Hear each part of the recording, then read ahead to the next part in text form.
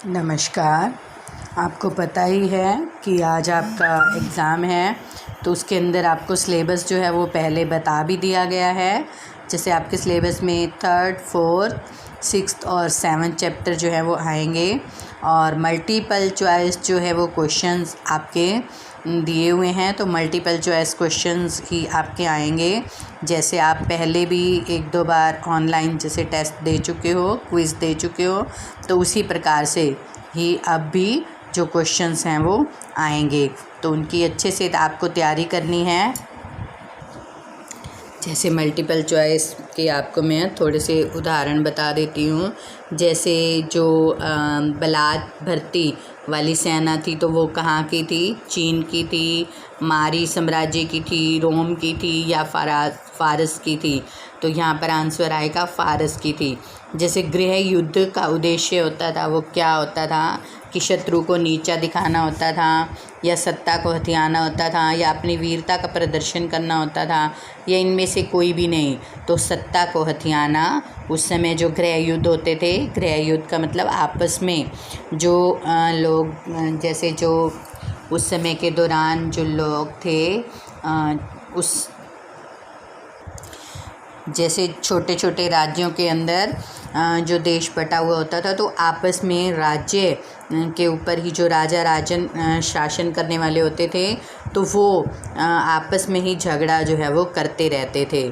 और जैसे फिर आपसे पूछ लिया जाए कि दीनारियस नामक सिक्के में शुद्ध चांदी कितनी होती थी? जैसे 7.5 ग्राम, 4.5 ग्राम, 5.7 ग्राम या 8.4 ग्राम। तो इसका आंसर आएगा 4.5 ग्राम।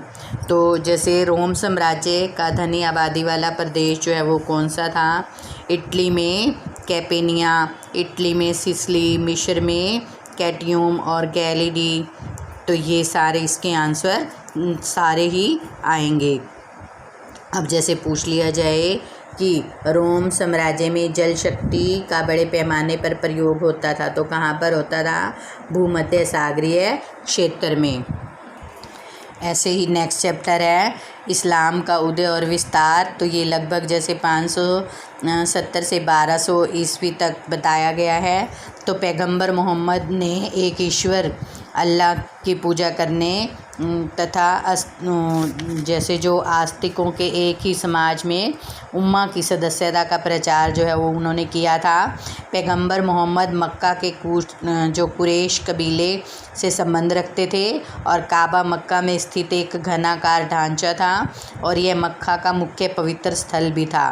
तो इसमें सारा ही मुस्लिमों के बारे में, यानी कि मुस्लिम धर्म के बारे में जो है वो बताया गया है। तो पैगंबर मोहम्मद ने लगभग 612 ईस्वी में अपने आप को खुदा का संदेशवाहक, यानी कि संदेश देने वाला जो है वो घोषित कर दिया था। और पैगंबर मोहम्मद को मक्का के समृद्ध लोगों के विरोध के कारण 622 ईस्वी में अपने अनुयायियों के साथ मक्का छोड़कर मदीना जो है वो जाना पड़ा था। तो इसको हज की यात्रा जो है वो कहा गया था। नेक्स्ट लेसन है 3 वर्ग। 3 वर्गों से अभिप्राय जैसे यूरोप की 3 सामाजिक श्रेणियों से है। ये वर्ग हैं ईसाई, पादरी, भूमिधारक और अभिजात वर्ग तथा कृषक। तो इसके अंदर सामंतवाद शब्द जो है वो जर्मन शब्द फ्लूट से बना हुआ है, और फ्लूट का अर्थ होता है भूमि का टुकड़ा।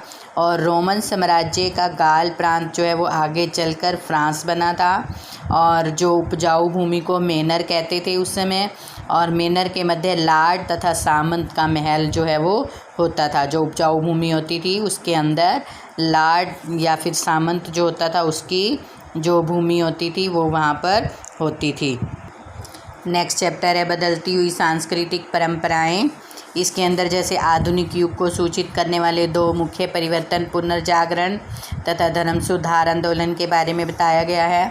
पुनर्जागरण काल में जैसे प्राचीन यूनान तथा रोम की कला और साहित्य को प्रोत्साहन मिला है, और दूसरे स्वतंत्र चिंतन तथा तर्क शक्ति को भी बल मिला है।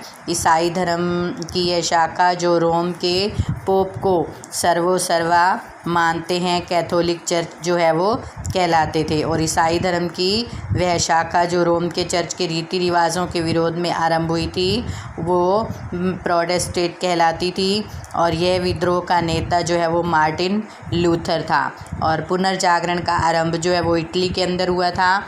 यहाँ के नगरों शासकों में जैसे जो विद्वान थे उनका स्वागत जो है वो किया गया था। और छापे खाने के अधिकतर जैसे पुस्तकों की संख्या, जैसे छापे खाने उस समय के दौरान आविष्कार हो गया था छापे खानों का, तो अधिकतर पुस्तकें और उनकी जैसे शिक्षा प्रसार की जो गति थी उसमें तीव्रता आई थी, यानी कि बढ़ावा मिला था। तो आपको पहले भी बता ही दिया है मैंने कि मल्टीपल चॉइस जो है वो प्रश्न आएंगे। जैसे मान लो आपसे पूछ लिया जाए कि रेनेसा का शाब्दिक अर्थ जो है वो क्या है, तो रेनेसा का शाब्दिक अर्थ होता है पुनर्जन्म। जैसे आपको ऑप्शन 4 दिए जाएंगे, लेकिन आपको सही आंसर जो है वो बताना होगा। तो जैसे रेनेसा कालीन इटली का सबसे जीवंत बौद्धिक नगर कौन सा था, तो वो था फ्लोरेंस। और जैसे आयुर्विज्ञान विश्वकोश जो लेखक, उसके लेखक कौन थे, वो थे अल-राज़ी। और जैसे जो सबसे पहले जो छापा खाने का निर्माण किया गया था, तो वो कौन से शहर के अंदर किया गया था, वो था आपका जोहानेस गुटेनबर्ग। और महिलाओं को शिक्षा प्राप्ति के लिए किसने प्रेरित किया था, जैसे आपको 4 ऑप्शन दे दिए जाएं तो उसका आंसर जो है वो आएगा कसांद्रा फेदले। और जैसे आपको दे दिया जाए कि पेरिस के अकादमी ऑफ साइंसेस की स्थापना जो है वो कब हुई थी, तो वो हुई थी 1673 में। और जैसे मदुआ राज्य की शासन करने वाली महिला कौन सी थी, वो थी इसाबेला दी इस्ते। तो इस तरह से आपको प्रश्न जो हैं वो दिए जाएंगे और आपको ऑप्शन दिए जाएंगे, तो आपको ऑप्शन के ऊपर ही टिक करना है, क्लिक करना है और बाद में पेपर को सबमिट कर देना है और फिर एग्ज़िट कर देना है। धन्यवाद।